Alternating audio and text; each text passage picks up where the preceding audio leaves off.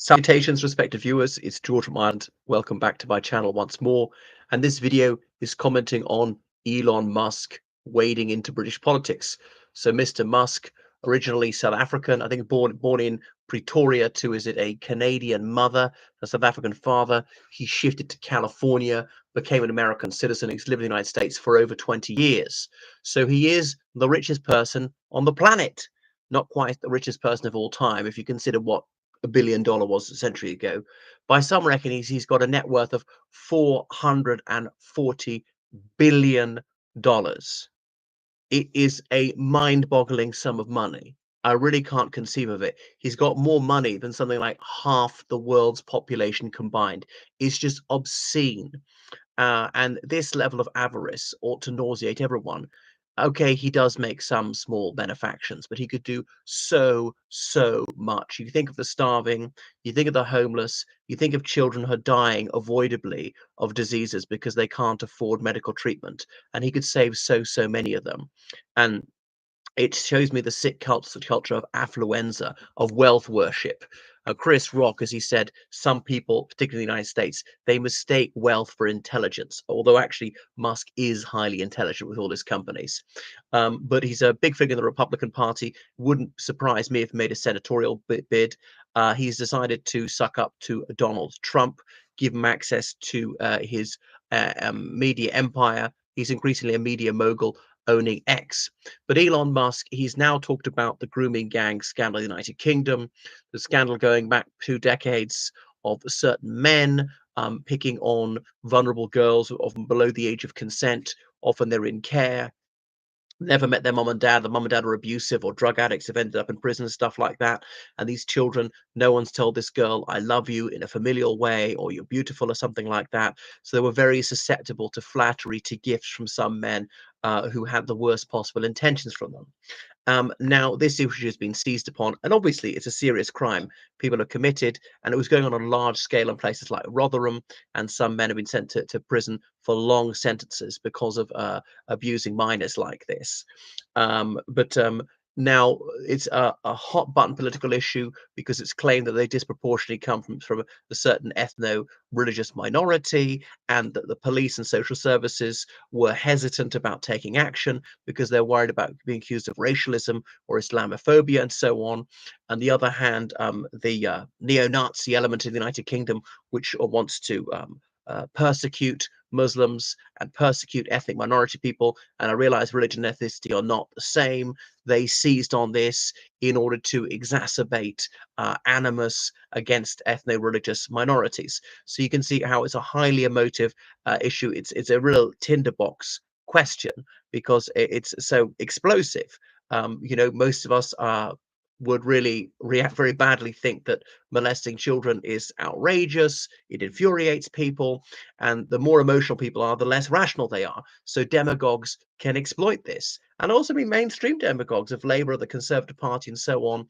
Um, to introduce draconian legislation, to reduce civil liberties, to have unfair trials, to have excessive regulation, surveillance state. The nanny state is the control freaks. They like to capitalize on this, and they always claim it's for your own good, it's for public safety, it's for health and stuff like that. And often they're the worst defenders about violence against children themselves. Anyway, there was talk about, should there be a public inquiry into child sexual exploitation in Oldham? It's a town near Manchester, and the Home Office said that they won't do so.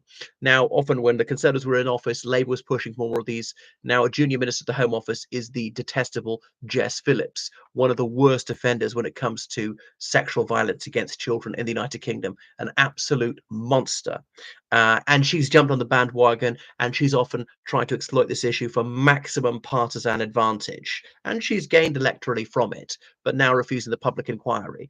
Now, should it be an inquiry run by His Majesty's government? Should it be run by the local authority? I don't have a strong view on it.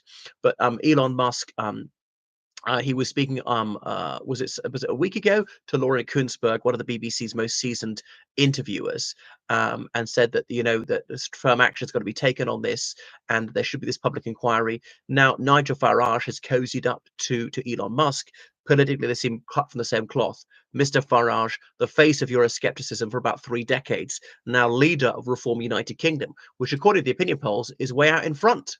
Um, Miss Phillips, she is the safeguarding minister, and she said no, the Oldham Town Council will have its own inquiry into historic child abuse, as in not was going on very recently, it was going on over decades. Something similar went on in Telford and Rochdale, and areas that were particularly afflicted by this. So the decision was made way back in October, but now it's in January that Mr. Musk is intervening. And he said Sir Keir Starmer, when he was Director of Public Prosecutions about 20 years ago, didn't do enough about this. And some Conservative MPs said there needs to be a nationwide inquiry, likewise Reform UK, and so on. Two-tier Keir. Now, Musk, some of what he said is inflammatory, like rape genocide apologist. Okay, I don't think that Jess Phillips, foul though she is not a rape apologist.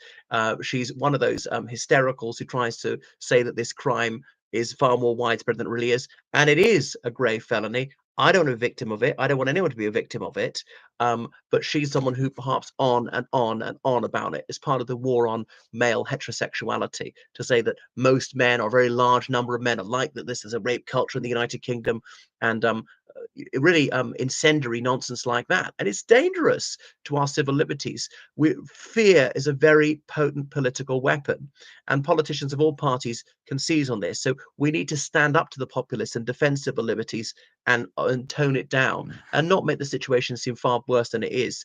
There are a lot of these hucksters and snake oil salesmen in the racism industry claiming that everything and everyone is racist, racist, racist, and so on. But Reform UK was all about independence of the United Kingdom. Bitterly ironic then that they should be said and led by a Canadian, American, South African tech billionaire, and supposedly taking massive donations from him. Now, in the old days, British political parties were not allowed to take donations from outside the European Union unless they're based in Northern Ireland, which was gross inequality and really designed to benefit one party, Sinn Féin, which got a lot of donations from Irish Americans. But the more ignorant, the more they were donating, really just knowing nothing about British affairs or Irish affairs. So either all parties in the UK should be allowed donations from abroad, or none. And obviously, until Blair came along, you could get donations from anyone in the world, and often they weren't declared where the money was coming from. But Farage, if you really want independence of the United Kingdom, surely you shouldn't take a brass farthing from outside the United Kingdom. And isn't it unhealthy that someone like Musk has just got this extraordinary level of political influence? You see what sway he has, controlling the media, what people hear, what people believe. That should trouble us. There should be more of a level playing field. So the Home Secretary, Yvette Cooper, has spoken up for Jess Phillips. Fearless, well, Jess is certainly not fearless. It doesn't take a lot of courage to use violence against the most vulnerable members of a society. Saying that Jess Phillips speaks up for justice, she absolutely does not. She's an apostle of injustice. She's an oppressor. She's anti-freedom. Anyway, so Farage says he's a free speech fundamentalist, and yeah, so we got to have that. If some people find it insulting, tough, grow up. But Elon Musk has done bad things, saying that Tommy Robinson should be freed from jail and things like that. Tommy Robinson is in jail for good reason. He is a prolific career criminal. He spread the most dangerous inflammatory lies about people committing crimes, which is bound to exacerbate racial animosity. So generally speaking, lying is not a crime, but when he's defamed someone, when there's an order not to do this, it's contempt of court. Well, eventually he does have to be incarcerated. I'm not one of those who wants to throw people in prison, throw away the key, lock them up like that. Prison's mostly for dangerous people. Be good to imprison fewer people. Sometimes I think we don't imprison enough people for certain crimes or for long enough, and some people done actually quite petty things and in prison for a long time, and that's unjust. But Elon Musk getting involved in British politics is rather unhealthy and rather a bad and revealing sign about Reform United Kingdom. And is he legally allowed to donate to Reform UK? Presumably he is. They must know what they're doing. Maybe the law's changed since Brexit. What do you think? Elon Musk, is he a force for good or wickedry? Thank you for watching my channel. Make sure you subscribe on PayPal, subscribe on Patreon, donate on PayPal, georgecallahan79@gmail.com. Toodaloo.